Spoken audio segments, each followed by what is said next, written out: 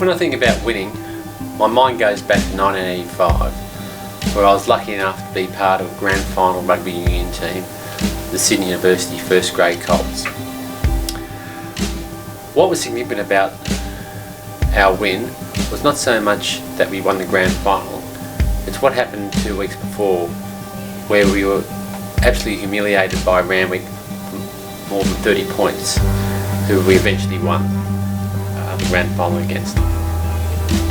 I was part of the Sydney University front row, and Randwick had a few players who'd go on to actually beat not only Wallabies but also represent our country in the World Cup, namely Hugh McKenzie and Phil Kearns.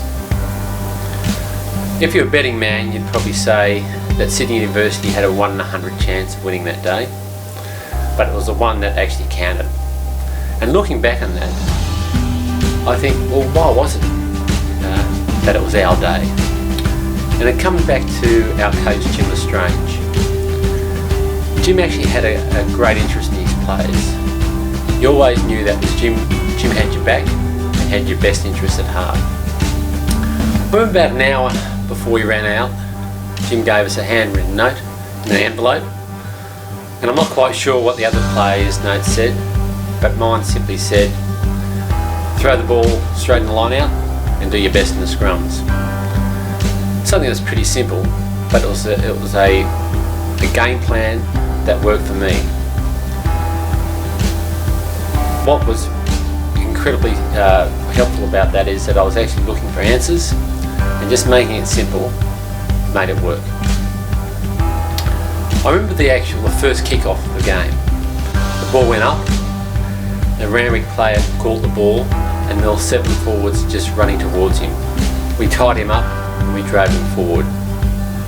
I caught up with those 7 forwards because I said, I just need to be part of that team. That set the tone of the game, and we eventually won the game 14-10. Now, in my 28 years as a financial planner, I've been a keen observer of actually what makes a good relationship between the client and the advisor. And firstly, you'd have to say mutual respect. Much the same type of respect that Jim had with his players and his players had with him. You certainly need a plan that can be followed.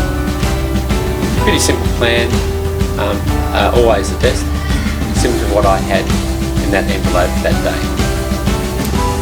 You can't go past experience and qualifications, something that Jim had plenty of. And you need the right people around you. We won.